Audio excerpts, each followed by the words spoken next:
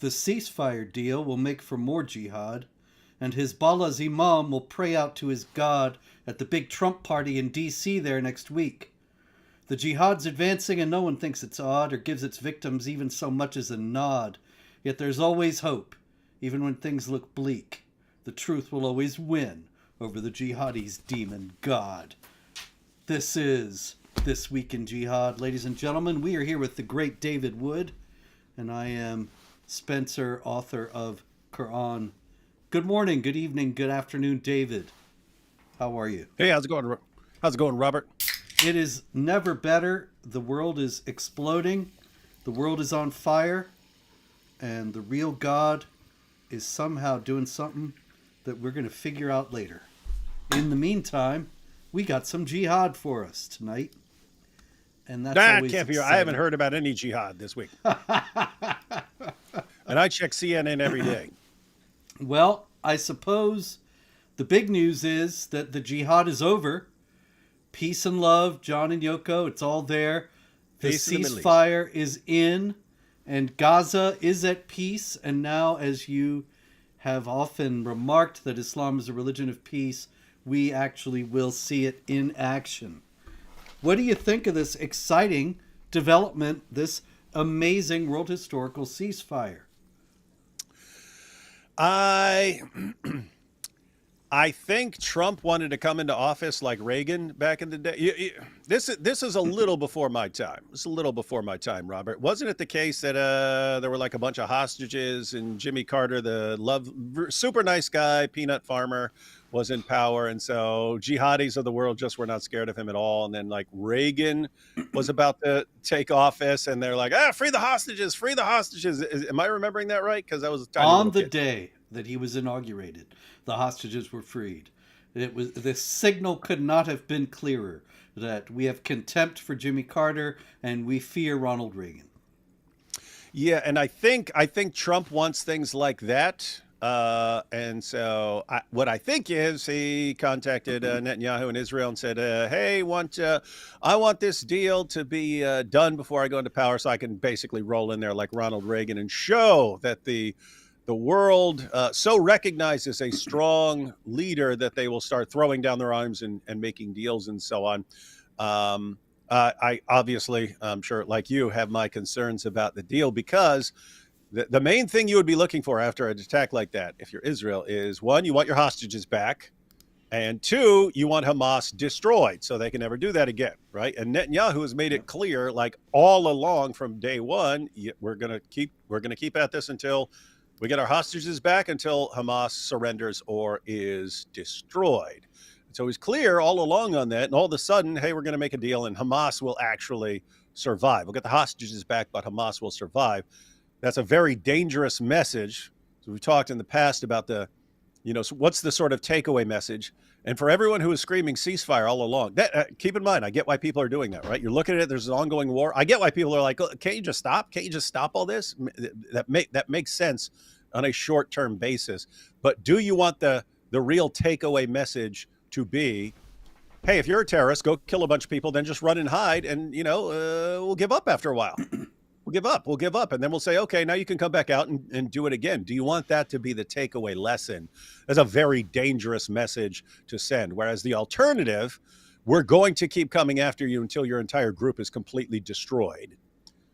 That's a good message to send to future terrorists, that it doesn't matter where you hide, we will keep hunting for you until we find you. There is no scenario where you escape alive after you've done this to our country. So that's the message you kind of want to send to people. And so now you're sending the wrong message. No, it is the case. If you go and hide in tunnels long enough, and we'll give up and sign a deal and let you go, and then release a bunch of your friends and so on. Dangerous message. But I was just telling AP when we were talking about this, I believe there's a deal behind the deal. In other words, if Israel, after all this time fighting and saying, we're not stopping until Hamas is wiped out, and then to sign a deal where Hamas may actually continue to exist and have a political future ahead of them, I'm sure there's a deal behind the scenes like, hey, do this. I know you do not want to do this. I know this goes against what you said, but I'm asking you to do this. And in exchange for you doing this, here's what I'm going to do for you in the future in this other situation that will be very, very beneficial towards you. Whatever happened, I think it's a good enough deal behind the scenes for Netanyahu to say, yeah, know what, that is we will do what you want because there is this other deal that we want. So anyway, I assume there's something like that behind the scenes. Couple of considerations about that, David. One is that let me get it here. Trump said he signaled something like that in his message on Truth Social about the deal, because he said, with this deal in place, my national security team, through the efforts of Special Envoy to the Middle East, Steve Witkoff, and we'll get back to him in a minute, will continue to work closely with Israel and our allies to make sure Gaza never again becomes a terrorist safe haven. Now, David, I have the same reservations that you have about this. Seems to me that all this time Israel's been saying Hamas is going to be completely destroyed as an organization. And as you have mentioned many times on this program in the past, that's the only way you deal with jihadis. That you make it impossible for them to act. They're never going to give up. They're going to keep coming. And so if Hamas had been destroyed, it would not have ended the jihad. It would have just set it back a little while, but that's all to the good. There were decades, there were many long periods in which the jihadis were essentially quiescent because they were so much weaker than the opposing forces. So it would have been great to destroy Hamas. Now, does Trump not know what Hamas is all about when he says Gaza will never again become a terrorist safe haven? Because if Gaza exists, if Hamas exists rather, then Gaza is going to be a terrorist safe haven. And if he is serious about what he's saying, then I think it's very possible that you are correct, that there is some side element to this deal, some secret part of this deal that makes it more palatable to Israel. The other possibility is that Israel was simply left without any choice, because Joe Biden has been appeasing the jihadis ever since he got into office. He sent at least $20 billion to Iran, which means that the United States has been funding the Palestinian Jihad, which Iran funds. And he has pressed Israel on many occasions not to finish the deal. He pleaded, he threatened them, not pleaded, he threatened them not to go into Rafah. They went into Rafah anyway. And all the things he claimed would happen did not happen. And the Israelis turned out to be correct. But the job ain't done. And Biden was going to do everything to continue to prevent them from doing it, or Kamala Harris was going to continue to try to stop them. So a lot of people thought that Trump, well, it was perfectly reasonable to think it, because Trump said, if I'm elected, I'm going to help the Israelis finish this job. And now it seems like he's stopping them short of finishing the job. And so the Israelis think, well, Biden's not going to let us do it, and now Trump's not going to let us do it. And so we got no choice. And we have to just go along with this, because if without the United States, they're completely isolated on the world stage. I think it's the first one. I hope so. And I hope you're right. And here's the thing: I think it's actually testable. In other words, I think in the next year or two, you'll see what the deal behind the scenes was. Like it's going to be Abraham Accords 2.0 and so on.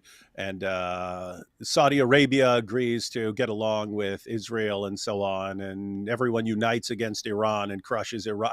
I think there are other plans in the future. But if there are, then we're going to see them in the very near future. And if not, then yep, maybe it was just they were just completely forced into a crap deal.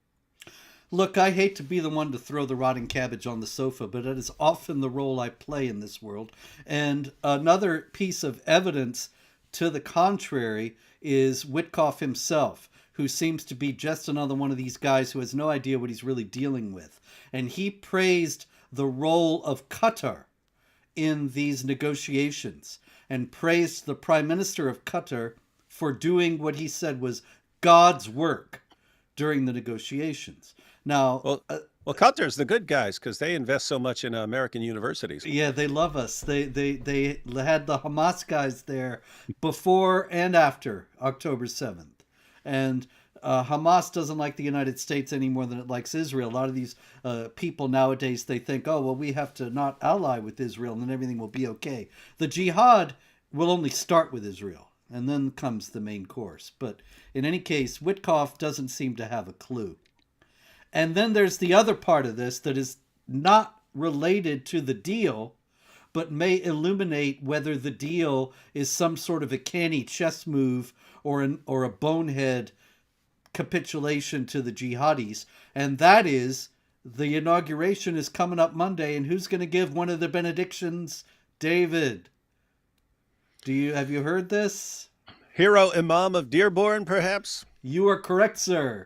Let me get him here. There he is. I still don't think it'll happen. Really? I hope you're right. I think he'll be pulled beforehand. This is Husham al-Husseini, and he has been notorious for years, as you say, the hero Imam of Dearborn. He's a big fan of Hezbollah and of the Islamic Republic of Iran. In a 2022 video, he says, Iran is the light. The Islamic Republic is the light of the world. It's going all over the world now. And he, of course, has attacked in the United States. He's faked Islamophobic hate crimes. He's called for restrictions on the freedom of speech in accord with Sharia blasphemy laws, forbidding burning of the Quran, but also forbidding criticism of holy figures, which means, of course, you say anything like Muhammad was a pedophile who married a 6-year-old girl and had sex with her when she was 9, and you end up getting fined or imprisoned. Oh, hang on, Robert. I mean, there's no reason for people to be offensive in pointing out the fact that Muhammad was a child molesting, murdering rapist. But I mean, you don't need to go around saying that. So, I mean, it might hurt people's feelings. Can you whisper it? Okay. Anyway, this is Husham al-Husseini. And this is the guy he's going to be giving one of 4 benedictions at the inauguration. And not only is he giving one of the 4 benedictions, but this seems to be the work. I would guess, okay? I don't have any direct knowledge on this, but it seems to be, let me just throw this out here for you and for the watching world. Massad Boulos.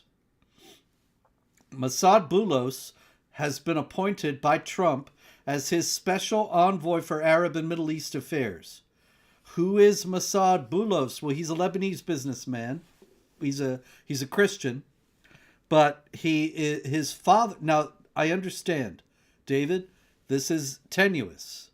You know, if you start talking about me and then you say, and his family does this and that, well, not everybody in my family do I agree with. And so that doesn't necessarily say anything about me at all. And so with that caveat, Massad Boulos, his father-in-law, was a key figure in a Christian party in Lebanon that was pro-Hezbollah.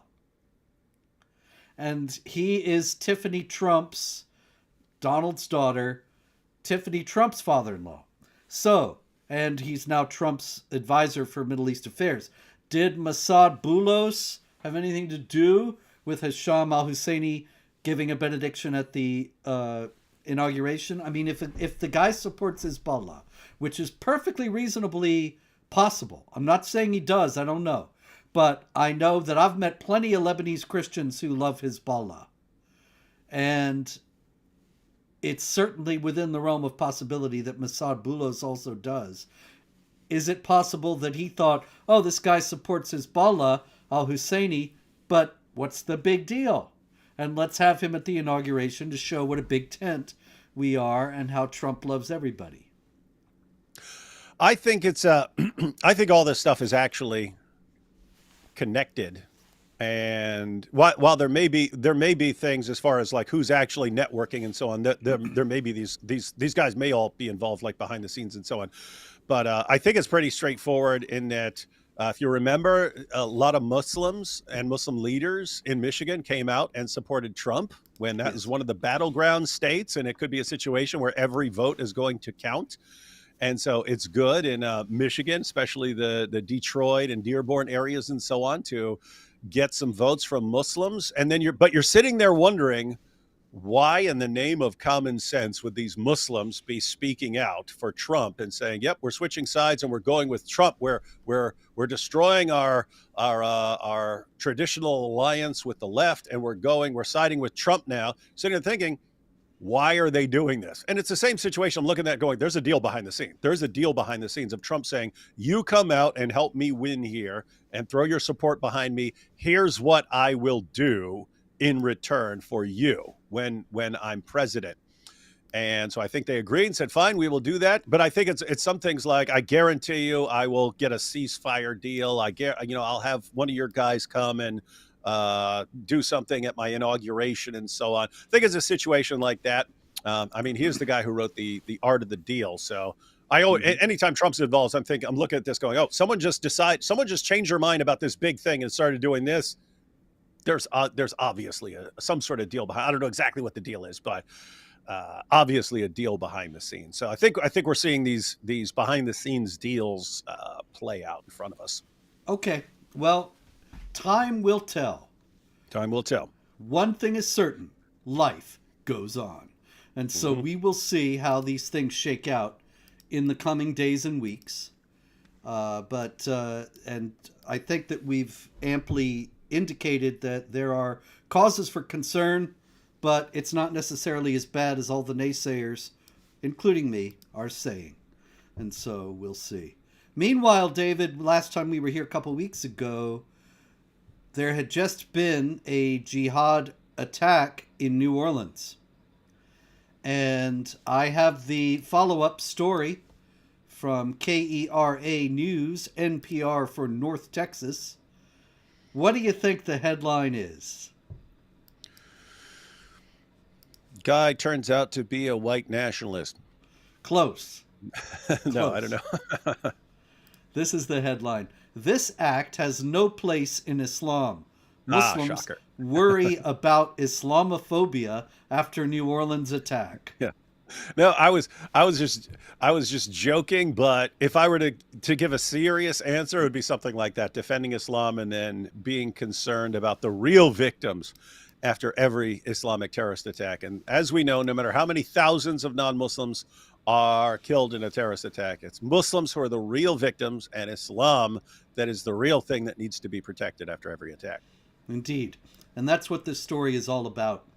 Bassem Hamid, one of the imams at the mosque at Houston's Medical Center Islamic Society.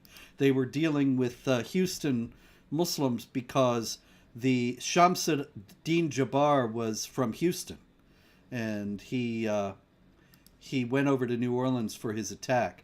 Anyway, Bassem Hamid, one of the imams at this medical center mosque, he says, as Muslims, we condemn this incident, this horrific act, with the most severe and clearest statement.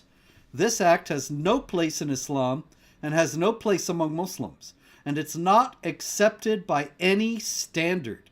There is no excuse and there is no justification for it. Well, then that's great, right? We can go bowling. Everything's good. Yeah, it's just weird how so many different Muslims from countries around the world all conclude that it does teach you to terrorize the unbelievers in the name of Allah. But I don't know. Yeah, unfortunately. Weird that so many people misunderstand it in exactly the same way as you've pointed out before. And Bassem Hamid never, just like every last other guy who's ever said this, he doesn't give any clue as to what he intends to do to prevent other Muslims from misunderstanding Islam in the same way. And if we were to suggest, hey, why don't we all get together and go through the Quran and the Hadith and see what it says about these topics, so that if it's not advocating this, then the people who think it does will be exposed. And if it is advocating this, then we can realize we've got a problem here. How would they react to such a, it seems like commonsensical thing. Hey, so this has nothing to do with our religion. Okay, but there are tons and tons and tons of Muslims who think it does have something to do with your religion. Therefore, why don't we get together? We'll have a big discussion. We'll bring up all these passages, discuss them, and you can show how these guys are completely misinterpreting all these passages calling for the violent subjugation of the entire world. How would they react to that? Obviously, they're going to be like, yeah, that's a good idea. Let's do something about this problem. Wouldn't that be the way that people would react if your church was full of terrorists? And they were saying Exactly. Christianity is teaching us to carry out these acts of violence.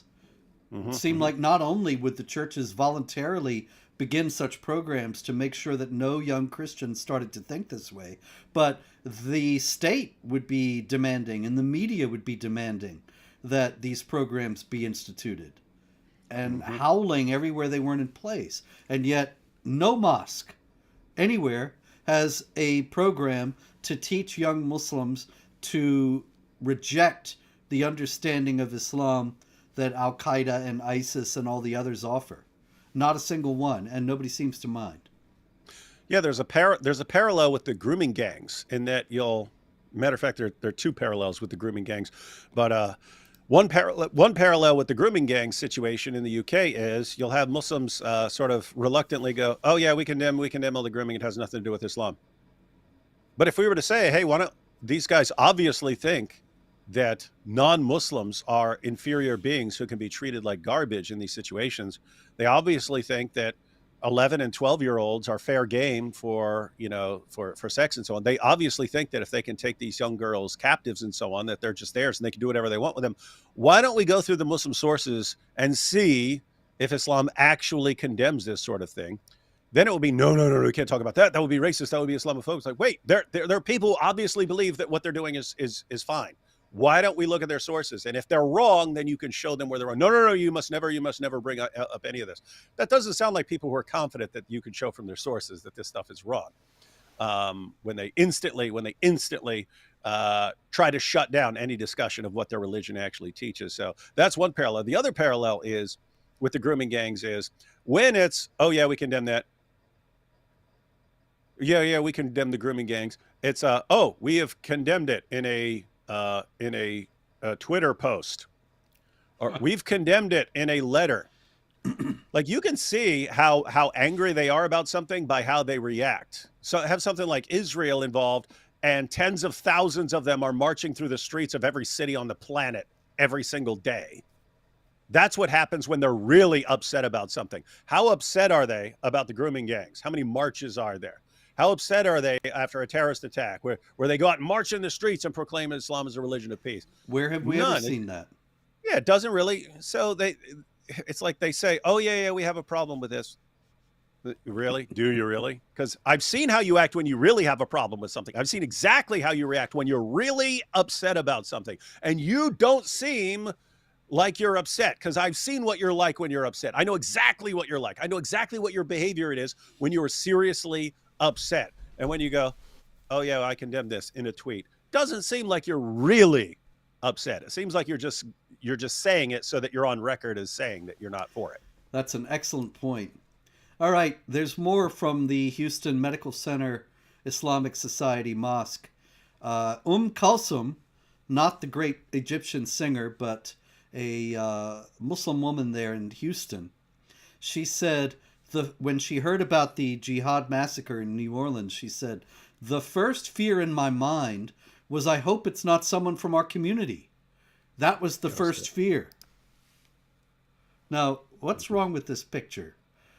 Shouldn't her first fear have been, oh, I hope not a lot of people didn't get killed. I hope it's not a terrible, massive carnage. But instead, the first thing she's afraid of is it's not someone from her community. My community. And my community. It's always about them. And note the anomaly here also. Why would she worry about that? Because the what did the Imam say again? He said, this act has no place in Islam and no place among Muslims, and it's not accepted by any standard. So if they're all just there taking for granted that this has nothing to do with Islam, then why is she even worried that it might be somebody from the community? Yeah, it makes no sense. Where did she get this idea? You know, when I see terrorist attacks, I think, oh, I don't think rather, oh, I hope it's not somebody from my church. That never Yep. enters my mind because they don't go around doing terrorist acts. So, And by the way, Robert, I've heard that numerous times. I've heard that numerous times. But and the Muslims actually think they're saying something important. It's like, what were your first thoughts after this attack? Oh, I was thinking, oh, please don't let it be a Muslim. Please don't let it be a Muslim. You mean again yep. and again and again and again and again? And Um, 46,000 times since 9/11. yeah, 46,000. Please don't let this be 46,677th Islamic terrorist attack since 9/11. Yep. Kulsum goes on. Then it's like, so she's already speaking as if she's from the San Fernando Valley. But anyway, then it's like, now what will happen? What next? What will be the Islamophobic Oh my reactions? goodness. Oh my What will be goodness. I'll be attacking the, my community. the Islamophobic reactions we might face in our community? That's the big concern. Don't worry so much about all the people slaughtered in the name of your God. Just worry about people who might think that it makes your religion and your community look bad or be under suspicion. That's Yep. that's the only real tragedy after every terrorist attack where tons of people are killed in the name of Allah. Muhammad Salama, who is another Muslim in this mosque there, he says, I lived through September 11th, and I have to this day have a very vivid memory of both how sad it was and then afterwards how difficult it was to be a Muslim in the US and how concerned I was about practicing, simply just going to mosque. How difficult was it to be a Muslim in the US after 9/11, David? Well, there were mass people slaughtered. Oh no, that was 9/11. Yeah, where were all the people marching through the streets slaughtering Muslims in the name of Jesus after 9/11? Where was that at? I must Didn't have happen. missed that. Yeah. Yep. So what do they really mean about how difficult it was? They mean, they got randomly checked more at the airport and so on. It's things like that, and of course it worked to their advantage because then they got to scream Islamophobia after everything, and they got to actually condition the media and politicians and so on, so that no one would ever associate any of this with Islam. You'd be shouted down as a racist, Islamophobic, hate mongering bigot, and so like, what do you? Journalists, politicians, everyone bent over backwards to promote and support your religion after 9/11. You had a wave of conversions after 9/11 because every news program wanted to show how not Islamophobic they are. So they'd all get Muslim speakers on there to say, and tell us how this has nothing to do with Islam because Islam is a religion of peace. And then the Muslim speaker comes, yes, Islam is a religion of peace, and this is the truth, and we love Jesus. You don't know it, we love Jesus. We have the final messenger, Muhammad, who loved Jesus. Yes, you should follow our religion. And people, really? Oh, well, it's great. So, I mean, but they're still the victims. They slaughter tons of people. Then instead of this causing the government and journalists to shine a spotlight on Muhammad's teachings about slaughtering unbelievers in the name of Allah, instead of that, no, we'll promote your religion. In fact, the more people you kill, the more we'll promote your religion. The more people you slaughter in the name of Allah, the more we'll promote and defend Allah and attack anyone who says one negative word about Allah or Muhammad or the Quran. That's what happened after 9/11. Don't give me this sob story. We're going to subjugate you. We're going to subjugate you. Islam will dominate the world. Hey, there was just terror. Guys, we're the victims here. We're victims. Everyone, poor us. That's all they do. They're either bragging in your face that they're going to subjugate you, or help, we're being oppressed. And not only that, I didn't check, but I would wager that this mosque where these people are being interviewed was founded after 9/11. After 9/11, the number of mosques skyrocketed in the United States, as did the Muslim population. And so at this time when Muslims are supposed to be being persecuted wholesale in the United States, they're actually being coddled. The media is bending over backwards to say Islam has nothing to do with this.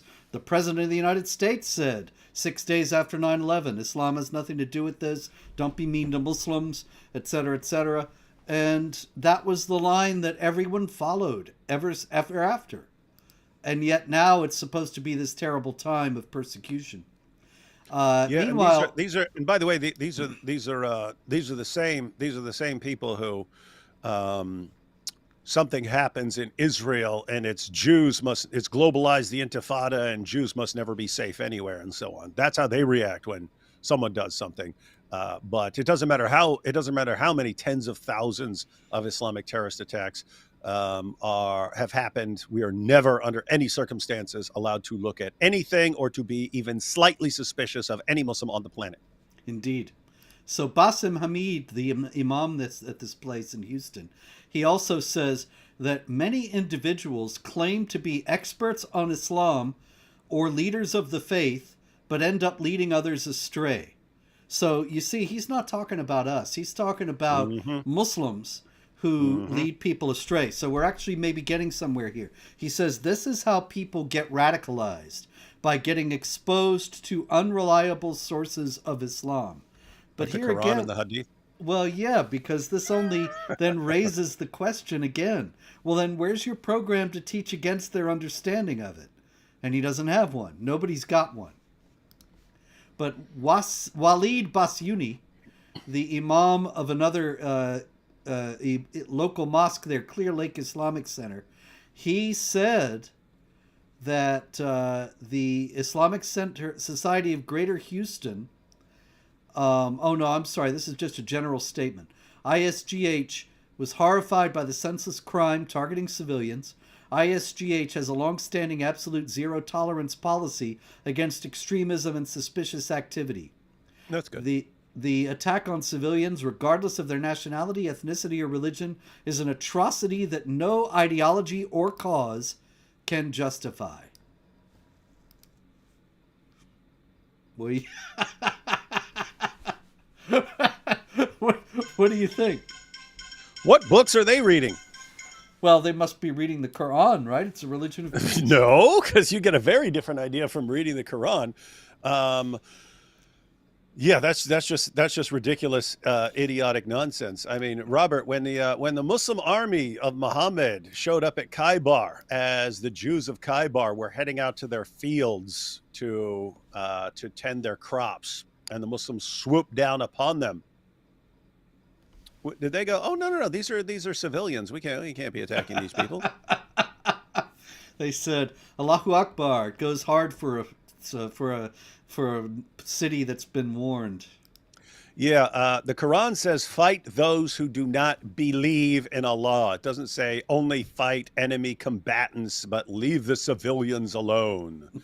Muhammad said, "I have been commanded to fight people until they say there is no God but Allah and Muhammad is his messenger." It doesn't say, "I've been commanded to only fight enemy combatants." The repeated commands that we find in the Quran and the Hadith are about fighting unbelievers simply for being unbelievers, not for being enemy combatants. Now, you are commanded to fight enemy combatants. That's very clear. But the final marching orders are to subjugate the world, and that includes civilians who have to be subjugated. So that's why they would never want to have a discussion about this. Not with Muslims who promote jihad, certainly not with us. But think about this. I mean, if you had a bunch of Christians who start interpreting the commands of Jesus as we need to go out and kill, we all need to get together with these guys. Please get together. Please, let's all get together. We'll get some Bible experts. We'll all sit down and get to the bottom of this, because you guys have some serious problems with the way you're interpreting Scripture. These guys never want to sit down and expose the jihadis. Why? Because the jihadis would completely expose and humiliate these people if they're serious. If they're serious and they think this stuff is peaceful, the jihadis would just absolutely obliterate them. The jihadis would be going, "Okay, tell me which part you don't understand. Fight those who do not believe." Which part of that is unclear? Oh, when he says fight those who do not believe, he only means like through debate and discussion. Wrong. Go to chapter 9, verse 111, same exact chapter. It defines what Allah means by fighting. It says they slay and are slain. This is about killing and getting killed. Which part are you not getting? Oh, well, what he really means there, and what you'd have is a bunch of people who just completely reinterpret everything Allah commands, even though, and what would the jihadis point out? Allah brags about being perfectly clear in his commands. Allah is perfectly clear in his commands. If he says fight those who do not believe, he's not, oh, this is some sort of metaphorical speech. I'm using hyperbolic language when I really want you to just go out and hug everybody. They're not going to be allowed to, they're not going to get away with that. And so that's why they won't do this. They would get utterly humiliated if they tried to defend these claims and say that they're actually peaceful. So that's why they don't want a discussion. They don't want to discuss with us because they'd get humiliated. They don't want to discuss it with jihadis because they'd get humiliated. They'd get humiliated no matter what. So all you can do is scream, I'm a victim. You're an Islamophobe. Keep your mouth shut. Yep. And there's more of it. Of course, another big story this week is that the after years of our calling attention to it, many others calling, actually not many others, but a handful of others, notably Tommy Robinson and a few others, calling attention relentlessly to the Muslim rape gangs. Now finally they're getting attention. And awesome. Meanwhile, there's more deception and more half-truths and lies. This is Dr. Taj Hargi of the Oxford Institute for British Islam. And he said something a little bit hair-raising this week. He said that the imams in Britain are still encouraging rape gang activity. Huh. And so this guy said this? Yeah. That's good. He's apparently a moderate Muslim. He's with the Oxford Institute for British Islam. And I think that in itself is a tip-off because a Salafi or any kind of hardline Muslim would say there's no British Islam. Islam is Islam, as Erdogan said. There's no moderate Islam. Islam is Islam. So anyway, but the thing is, Dr. Taj Hargi, while saying this, he also said some things that I thought were, well, they were false, David.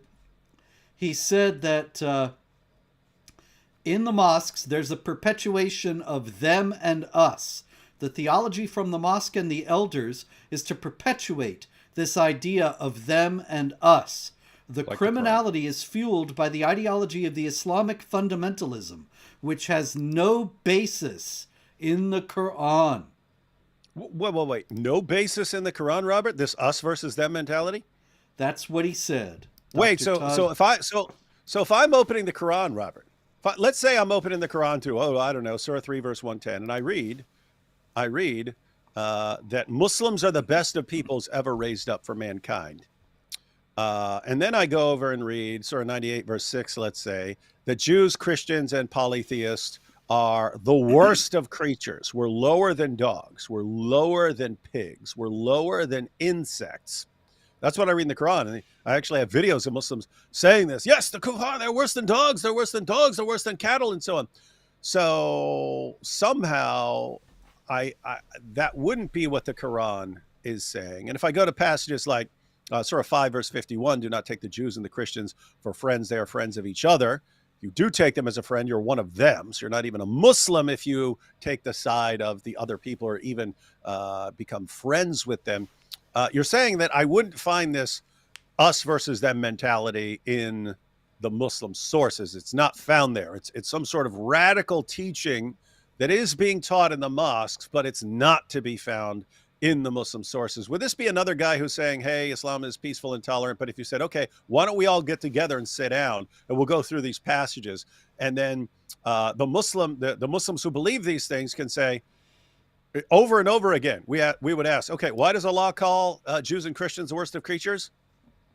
Because you're the worst of creatures, and that's what Allah says. That would be their response. And then, no, what Allah really means is something completely different from what he says in his perfectly clear speech over and over again. This is why they lose. This is why they lose. This is why they refuse to actually discuss this with the people who believe the Quran means what it says. And it's the reason they have to shout everyone down with Islamophobe and bigot in order to keep people from actually looking at this. It's why you have to do. It's why the peaceful Muslims have to do this. They have no case. Indeed, I think the best them versus us verse is 48:29. Muhammad is the apostle of Allah. Those who follow him are ruthless to unbelievers, merciful to one another. And so he's saying this has no basis in the Quran. Has he read the book? But Dr. Taj Hargey also says, you're going to love this, David. These fundamentalist Muslims believe if the Prophet Muhammad can sleep with a 9-year-old, what's wrong with me sleeping with a 12-year-old, even though the story is not true?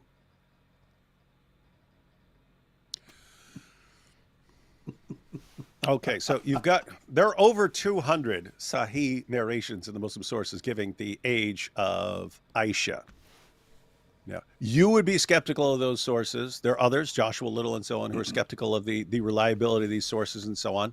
From a Sunni Muslim perspective, those sources are as good as gold, and so that would have a 100% stamp of approval.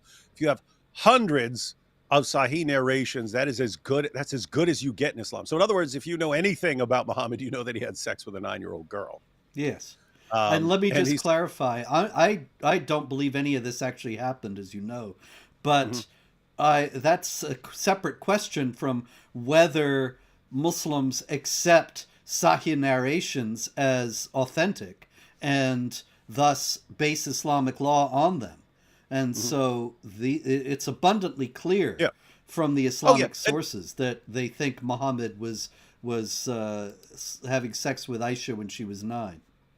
Yeah, and it's similar to like, do you believe God commanded fight those who do not believe in Allah? No, you don't believe he did that, but they do, and therefore it's very, very relevant to what they believe. And even if someone comes along and says, "Oh, that's not what Allah meant," and so on, it's kind of irrelevant saying whether. I mean, you can obviously have the discussion whether these things happened or whether this command came from, whether the Quran is the speech of Allah. That's separate from whether, hey, we've got a problem because you've got hundreds of millions of people who all believe in these things right now. And so, being a Muslim and saying, I'm just going to say for the media, and maybe he actually believes it, maybe he believes it never happened and so on. Maybe he's not Orthodox, maybe he rejects the Sunni sources. All of that is fine. Okay. How is that helping us in any way? You reject the sources that the vast majority of Muslims believe in. How are you helping? They would look at you and say, "We don't care what this guy says. We don't care what this guy says. We're quoting Muhammad, and he's saying, well, he doesn't like those sources and he rejects those sources. We don't care what you reject. Our imam accepts these as good as gold. Our sheikh accepts these as good as gold. So this is what are we going to live by? The clear commands and example of Muhammad, or your feelings?" That's the response. That's the thing, Robert. It's the Western media clings to these guys and says, "Here's a Muslim who says this never happened. You see, okay, he's irrelevant to whether girls are going to be raped at 12 and so on. He's irrelevant. He's irrelevant in the grand scheme of jihad. No one is listening to him except people who want to listen to him because they don't want to be suspicious about Islam." Exactly. So, a lot of terrible news coming out of Britain recently. These are things that go back quite a long time. It appears that the police were told to leave the rape gangs on the streets and try to get other ethnicities. They didn't want them bothered because they were mostly Pakistani Muslims. A migrant was arrested recently for trying to rape a 14-year-old girl, and he said, "I don't know UK laws. I only follow Sharia." I've seen that multiple times over the past month, where people are sharing videos of an asylum seeker or something like that from Afghanistan who's there trying to have sex with a 12-year-old or 13-year-old or 14-year-old. And over again, they just say, "Well, I don't know the laws here." And a couple of problems like, "Oh, okay, so wait, you're acknowledging you're a guy who sees nothing wrong with finding a 12-year-old and having sex with her and so on. So that's one thing. Two, apparently it never crosses the mind of any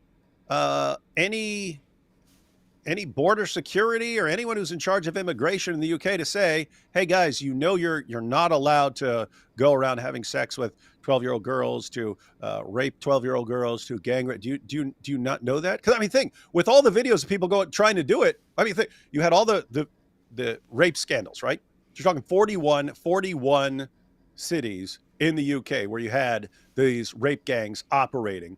An estimated 250,000 girls. You should look at that and say, a lot of these guys coming here seem to think it's perfectly acceptable to do this. And then you're catching all these guys even now, new people arriving, and they instantly start going and try to have sex with 12 and 13-year-old girls. And you catch them and they all keep going, we don't know this is wrong. Yeah. At some point, you'd think whoever's in charge of this would at least want to tell people, inform people in their language, a language that they can understand, so that they cannot claim ignorance later. When you're entering the country, here's a document. We're giving you a document to sign. Do you understand that you can't rape a 12-year-old girl? I want you to sign that. That way you can't claim to be ignorant about it later. But apparently no one bothers to mention this to them because it would be Islamophobic to tell them something. And that's simultaneously with you having indisputable concrete proof that these guys think it's perfectly acceptable to have sex, to rape, to gang rape, to drug, to pimp 12-year-old girls. And they won't even so much, the British politicians are so terrified, they won't so much as tell these guys not to do it, let alone arrest them and lock them up or kick them out of the country or something like that. They won't even say the words to them. They won't say the words because that would be Islamophobic. And David, it gets worse, as these things so often do. Reform UK is a new political party, a relatively new political party in Britain that is gaining significantly because it wants to try to stem the tide of this mass migration. However, the leader of this party, the author of the Brexit initiative, Nigel Farage, has said in a recent video that the Muslim population of Britain is rapidly growing, more rapidly than the native population. And he said, if we politically alienate the whole of Islam, we will lose. If we politically alienate the whole of Islam, we will lose. What do you think? I think, wow, you just played right into their hands, right? The goal is to keep multiplying numbers until you have to do what the Muslim community wants, which is what the politicians and police and journalists were all doing, right? We can't turn these guys against us, so we'll just have to do what they want. What do they want you to do in this situation? Look the other way as they rape and gang rape tens of thousands of young girls. And what are you saying for the future? Well, there's so many of them here now that we can't stand to lose them. So we have to get along with them and make sure we don't hurt their feelings. Yeah. You've already lost, Budrow. Yeah, I think Britain, the UK is done. But we'll see. There are lots of surprises in history. You never know. All right, let's go to another country that's done, and that's France. In France, we have a story. Lots of jihad left this week, and time's a wasting here. So, Strasbourg, France, actually a Russian who is 22 years old. He moved to France with his family when he was 8 years old. And then he converted from Russian Orthodoxy to Islam, read the Quran, and now he is he's been sentenced for glorification of terrorism for spreading jihad propaganda, and including ISIS material and inciting terror acts. And he also was spreading child pornography. You think there's any connection there, David? No. What possible connection could there be, Robert? Come on. Aisha, David, Aisha. Oh, that. Well, yeah, there's that. It seems to me that if you got guys going around, you know, as we've seen recently with the Islamic apologists in the U.S., suddenly instead of denying that Aisha was 9, saying there's nothing wrong with marrying a child and it's just great, you know. Now that that's happening and we have the sexualization of children being justified by Islamic spokesmen, it's inevitable that there are going to be some who follow through on that in this way. So, over in Belgium, meanwhile, we had a man with a knife, and he was screaming a particular slogan. I hesitate to even ask, because Well, the there's whole no way of world knowing. knows. There's so many things a person might yell, Robert. Yes, yes, I he mean, was it's yelling. really it's really limitless, right? There's an endless different combinations of words. There's so many different thoughts that can be in a human mind. So there's just no end of things that a person might shout in these circumstances. He was shouting, "This is MAGA country," and he went into the prime minister's office and wanted to clearly kill the prime minister, but he was arrested trying to get in. Prime Minister Alexander De Croo was shocked by the incident because, of course, he wasn't actually yelling "MAGA country." This is MAGA country. He was yelling "Allahu Akbar," and I don't think that Alexander De Croo had any reason to be shocked at all. He should have thought, he should have said, "What took them so long to do something like this?" That would be better.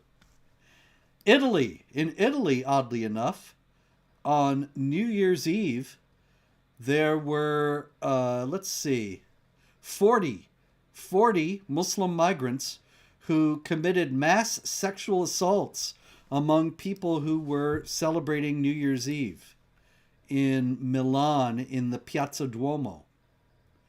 And so here again we see it, David. This is Italy, and this is a story. It's been going all over in Britain, and suddenly we're hearing all about it in Britain. But it's not just Britain. It is Italy, and we have seen it in Germany, we've seen it in France, we've seen it in Sweden, and it all is because it comes back to Islam. And guys, if anyone doesn't know why this keeps popping up, I already kind of mentioned it. Surah 3, verse 110. You can put it all together. Surah 3, verse 110. I'll go ahead and say it here. Get this down. If you don't get anything else down, get this down, because it's going to keep happening again until people catch on. The Quran, Surah 3, verse 110. Muslims are the best of peoples ever raised up for mankind. Jews, Christians, other non-Muslims, Surah 98, verse 6. Jews, Christians, other non-Muslims are the worst of creatures. We're lower than dogs. We're lower than pigs. Allah has no love for us. Allah says it in the Quran. He has no love for unbelievers. That is a quote. Allah has no love for unbelievers, right? So that 12-year-old girl, Allah have any love for her? No. What is she? She's one of the worst of creatures. She's garbage before Allah. What should you treat her as? Okay, that's one. Two, as has been pointed out, the Quran and the Hadith both treat even prepubescent girls as appropriate objects of sexual attention, right? Muhammad had sex with a prepubescent 9-year-old girl. The Quran, Surah 65, verse 4, allows grown men to marry, have sex with, and divorce girls all before they've ever reached the age of puberty. So puberty is not a requirement. You don't have to. They don't have to have any respect for any sort of age requirements in your country. So you've got those two things, and then third, of course, very relevant, that the Quran and the Hadith allow you to capture. You are allowed to have sex with your wives in Islam and your captives and slaves. Now, to be fair, this is all you can say. As far as people who say, oh, this is not part of Islam, the grooming gangs and so on, this is not part of Islam. The only thing you could say is Muhammad's companions were not in that situation. They were in a situation where you conquered the enemy, then you took their wives and daughters as your sex slaves. And so they say, oh, but we haven't conquered Great Britain, therefore we don't have to. No, you can't conclude that. But they conquered them first. They conquered them first because they had to. Even the pagans weren't going to hand over their daughters and wives to you. You had to conquer them first. Then you could take their wives and daughters. They weren't dealing with a situation. They had no concept of people who would just give you their daughters to gang rape. It never crossed their minds that there could be something so depraved. So keep in mind, you are more messed up than Muslims could have even conceived in the time of Muhammad. And you are more pagan, Great Britain. You are more pagan than the worst of the pagans. You would just hand your daughters over. They couldn't have comprehended that. So anyway, if there had been a situation like that in 7th century Arabia, hey, Muhammad, we're going to go conquer this tribe and take their daughters. And then someone comes along and says, wait a minute, they said they'll just give us their daughters. In fact, they'll sit back and do nothing while we gang rape their daughters, and they're not going to do anything about it. And they say they'll actually defend us if we gang rape their daughters. You think they're worried about conquering these people? No, give us your daughters. Fine, we'll take your daughters. You're going to give them to us. We'll just take them. We don't need to conquer you. And so why would you think that in Great Britain, well, since we're just handing them our daughters and saying, take them, do whatever you want to them, we don't care about them, well, therefore they haven't conquered us. They kind of have. They kind of have. It's just they conquered you by calling you names. That's how they conquered you. It was that easy. Hmm. I got more evidence for all this, for what you're saying, and that is our friend, the renowned jihad preacher Zakir Naik, who said just this past week, and I quote, Allah has provided specific guidelines for women, advising them to dress modestly and to cover their bodies, with certain exceptions such as the face. If, hypothetically, a woman chooses not to adhere to these rules and instead dresses in a manner deemed immoral, which may provoke inappropriate reactions leading to an act of rape, then who should be blamed?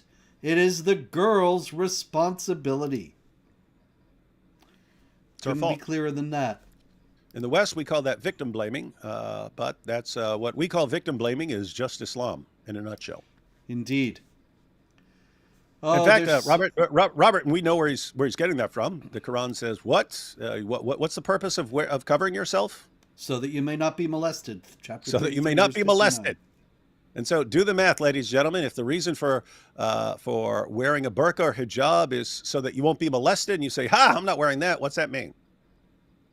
It means Then you you're can be basically molested. begging to be. Oh, I want to be molested, and so you fill a bunch of people with that in their thinking, and then you give them open access to a bunch of 11 and 12-year-old girls who aren't wearing hijabs or burqas, and who are therefore, according to Islam, just basically begging to be molested, and then you gang rape them, and oh, everyone's shocked. And what if somebody steps in? This is a heroic individual from India, Deepak Kumar, who rescued a minor girl from Muslims who were gang raping this girl who was 14, and Deepak Kumar stepped in and stopped them. And not long after that, he disappeared and recently was found dead, beheaded, and mutilated. That's a warning to people. Don't get in our way when we're gang raping these girls. Because it is a sacred act. It has to be understood that it's not just the Quran says this is okay, so it's okay to do. The fact that the Quran is Allah's perfect word and the eternal teachings of the eternal and only God, that indicates that they are serving God when they do this. They are serving their God, that is, not the real one. And so you interrupt them, then you have to be punished. All right, there's a great deal more, David, we got going on these things, and I think it was very good, really, to get into depth on some of these things, but very briefly, a lot more jihad. Benin, which we've talked about a few times, it's a place where there was no jihad activity at all up until quite recently. But now it's getting more and more common as we have spoken several times about the spread of the jihad in West Africa. And so in Benin, jihad group killed at least 28 troops in a raid on the army. And this is a recurring theme in the stories out of Africa. The local troops just seem to not be able to stand up to the jihad groups. And I think, who's funding and training and equipping these jihad groups? And why does nobody seem interested in that question? But that seems to me to be a very important issue. Niger, we had 5 people murdered in a jihad raid on a town, 40 farmers murdered by jihadis in Nigeria. And so the jihad proceeds apace in West Africa. In Sydney, Australia, they have called out the counter-terrorism force because of repeated graffiti on synagogues. And this is graffiti on one of the synagogues in Sydney. And it was interesting to note, David, that in all the news reports that I read on this, it said the graffiti consisted of the Nazi symbol and Hitler on top. And nobody mentioned that it also said Allahu Akbar. Now, the Akbar is obscured there. It seems to be crossed out or something. I'm not quite sure what's going on there. But the Allahu makes it very clear what this is all about and who these people are who are doing the graffiti. But the media, characteristically, is ignoring that aspect. That's Meanwhile, that's new. yeah, that's never happened before. One more that we might be hearing about more in the future. Tehreek-e-Taliban Pakistan, the Pakistani Taliban. They abducted 18 Pakistani nuclear scientists and stole a significant quantity of uranium this past week. Oh, nothing to worry about there. Nothing to worry about there. Maybe they need it for their time machine. Yes, they're going to go back to the time of the Khalifa Rashidun and live. Oh, that is the goal in Islam, is for everyone to just go back to the 7th century. So there you go. So everything will be okay then. So if the world is not exploded by the Pakistani Taliban, there will likely be more jihad over the next week, and we will be on it. So until then, pray, hope, and do not worry.